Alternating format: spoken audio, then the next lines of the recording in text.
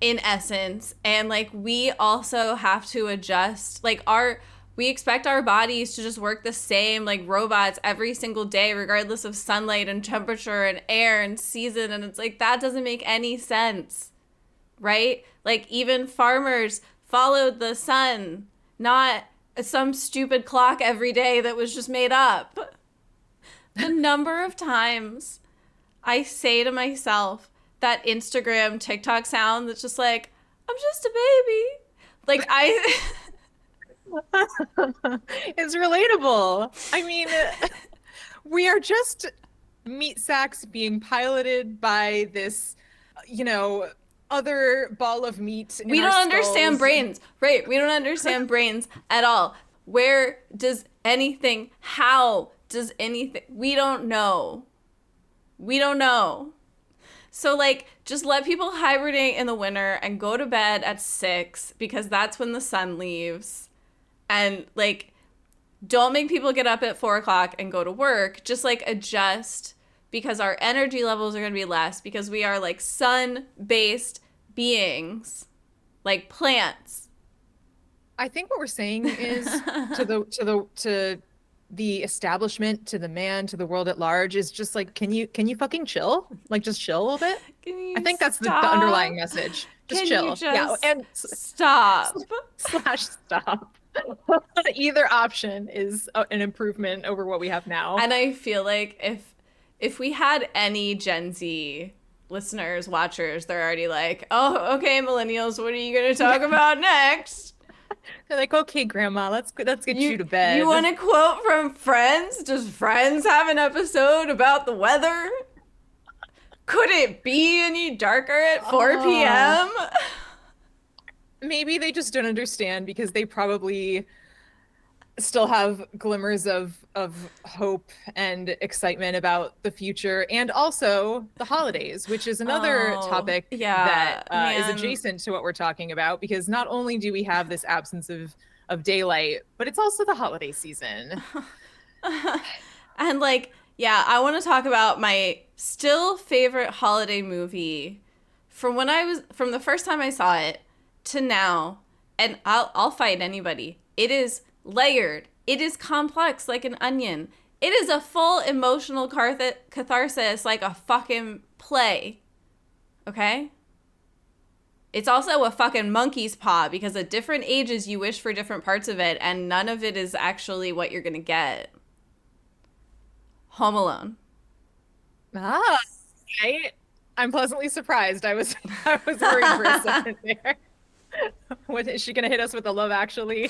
Oh no. I am too much of a millennial feminist, whatever that means, to buy in anymore. Like I have a fondness for Love Actually, of course I am. I'm alive. But okay. Home Alone. When you're a kid, you're like, yes, I get the house to myself. I get to jump on the bed. Nobody's telling me what to do. Yeah, you're like, I'm going to live alone when I'm an adult, and it's going to be awesome, and I'm going to do whatever I want, right? Mm-hmm. So as a kid, you're like vibing. You're like, oh my God. And then everything goes great, and you're like, yeah, of course. This is my great. brother's a dingus. Yeah.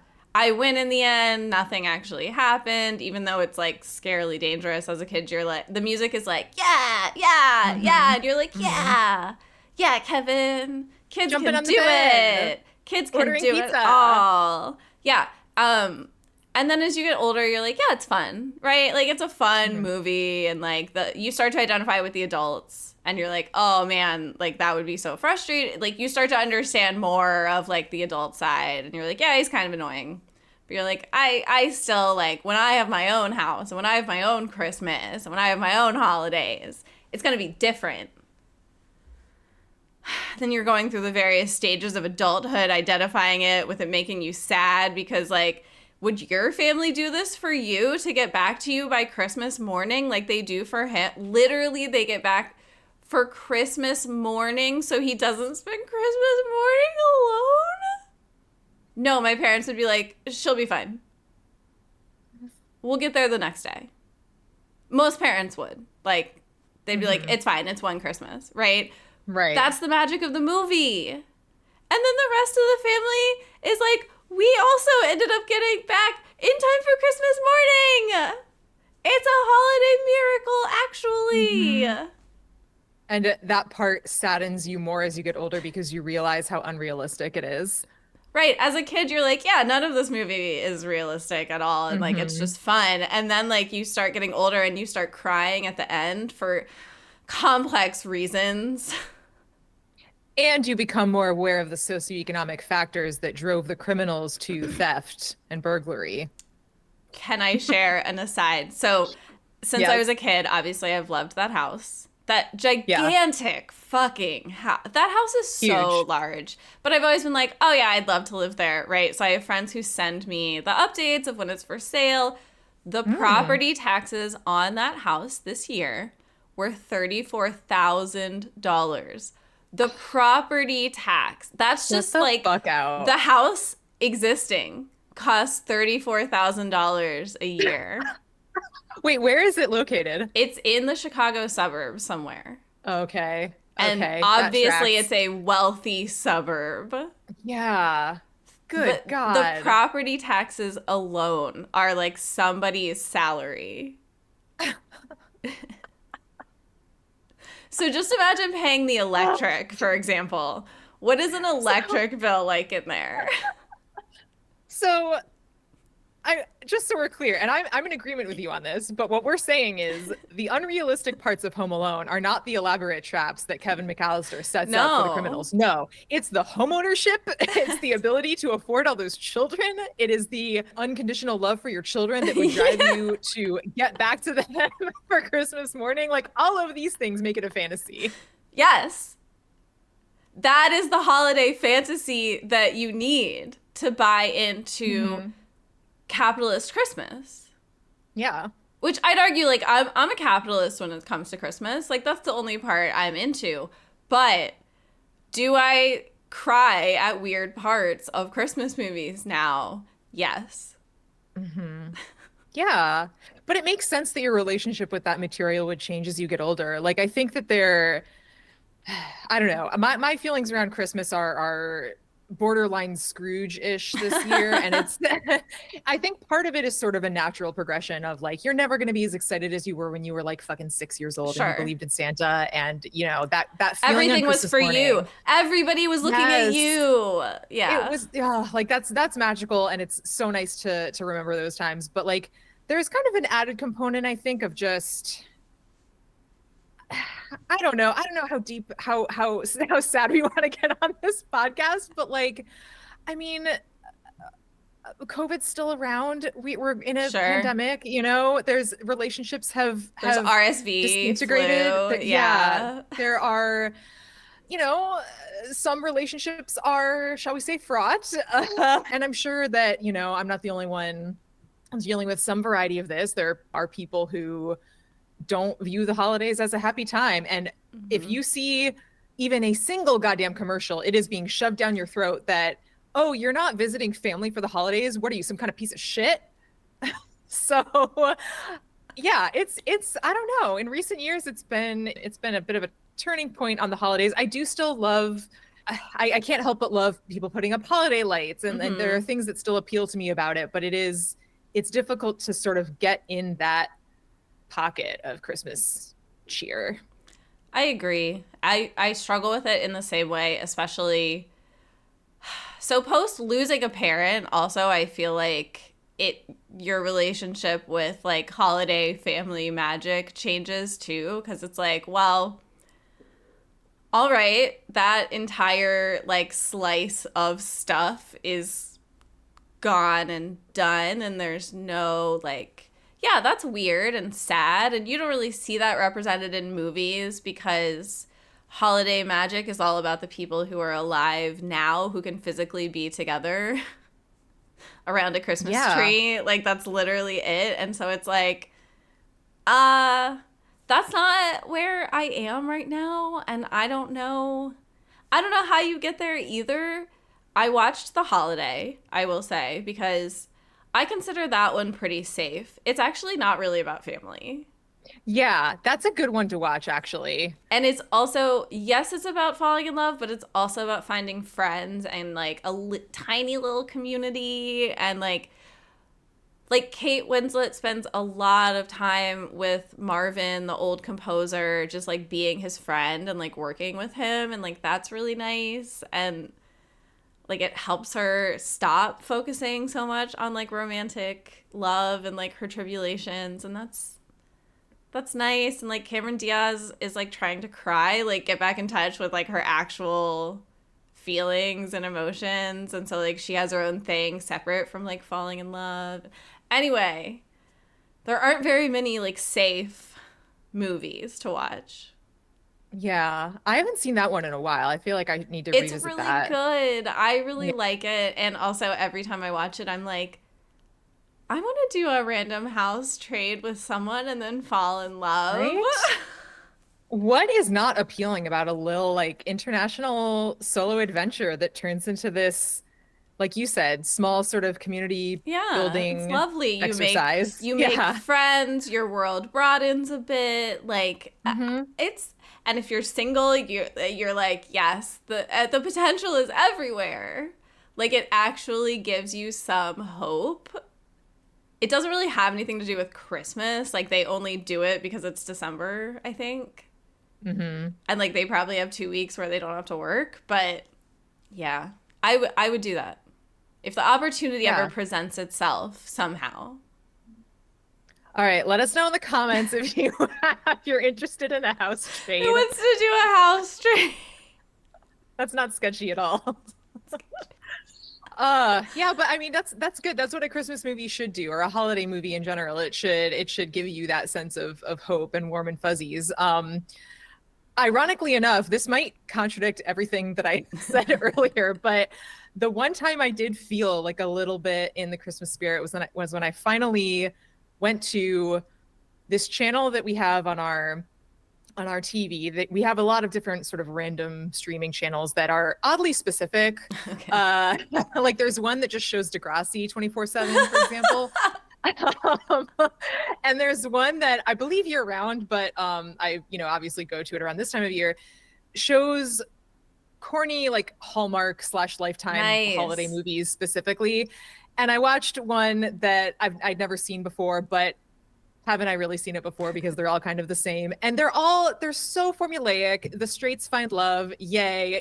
Like there's nothing surprising about them, but maybe it's just sort of a nostalgia thing since I've like against my better judgment watched those for years, but that's what made me feel like, okay, yeah, it's this time of year where I get to snark on the Nice. shitty acting.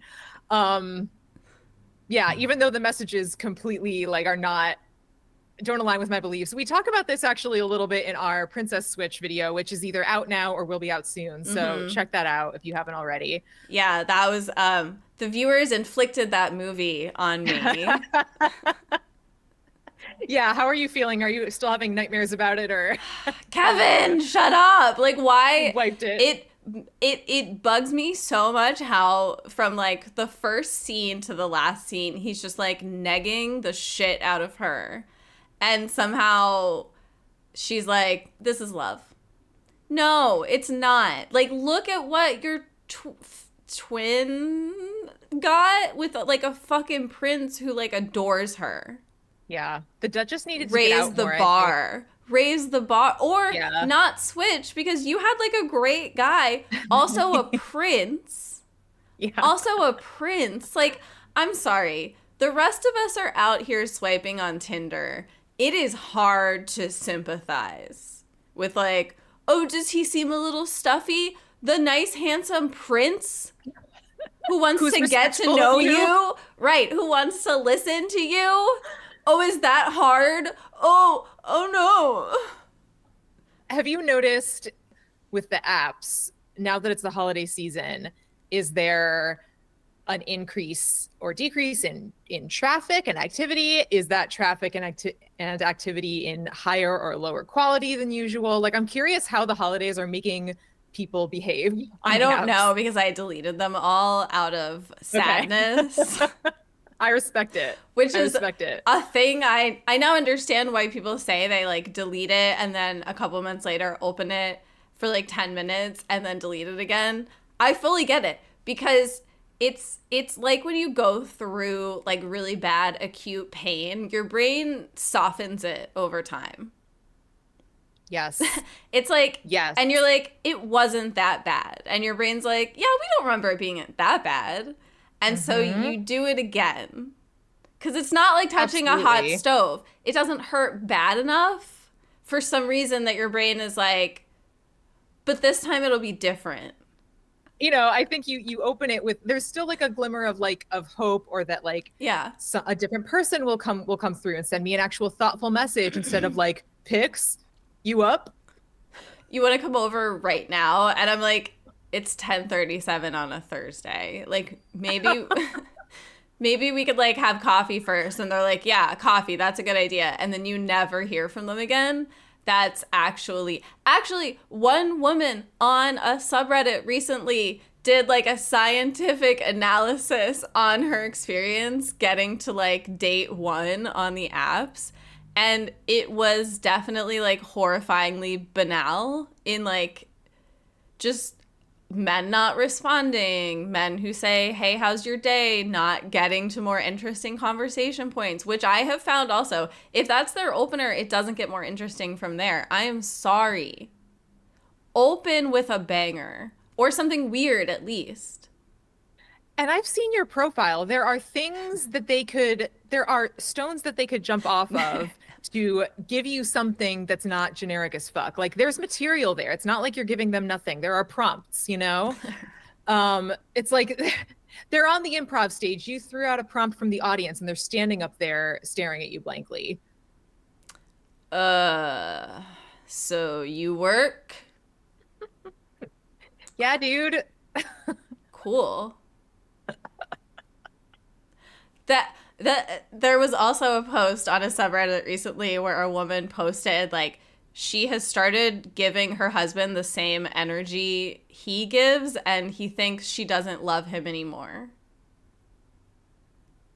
And Oh my God, that's so sad.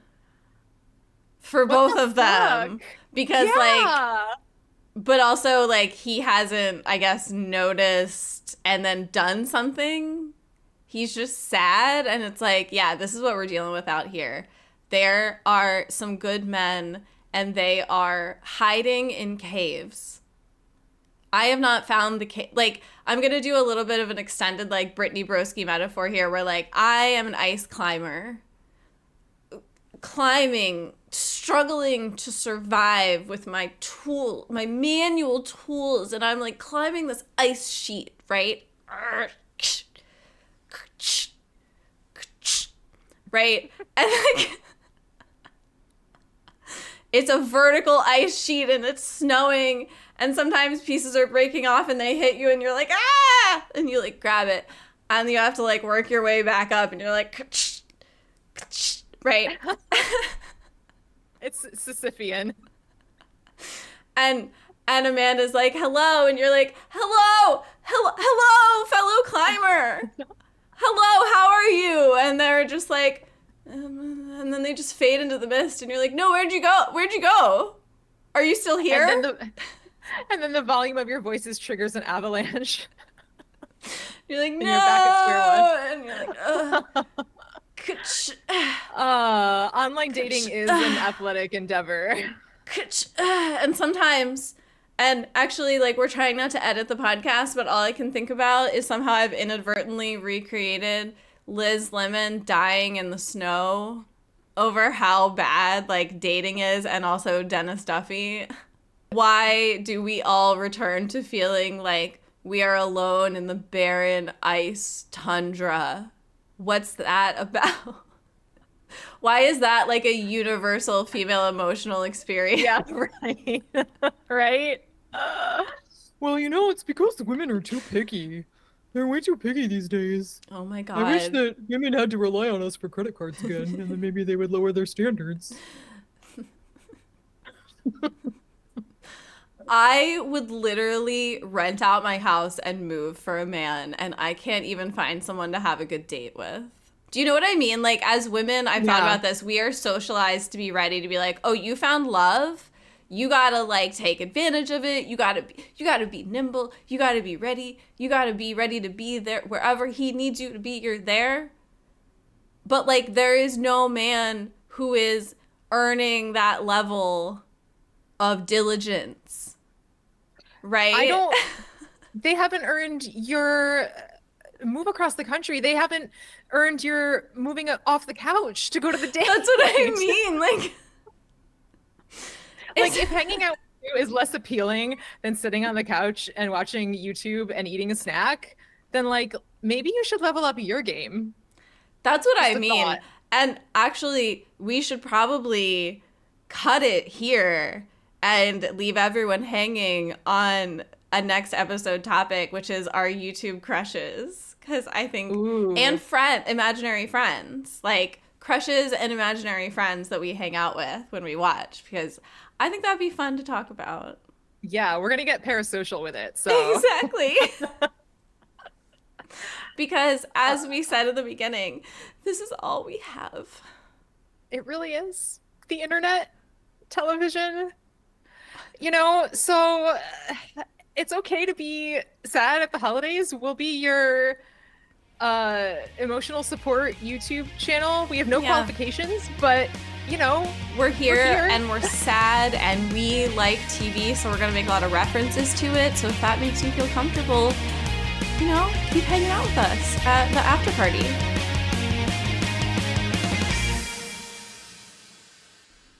Party rock is in the house tonight.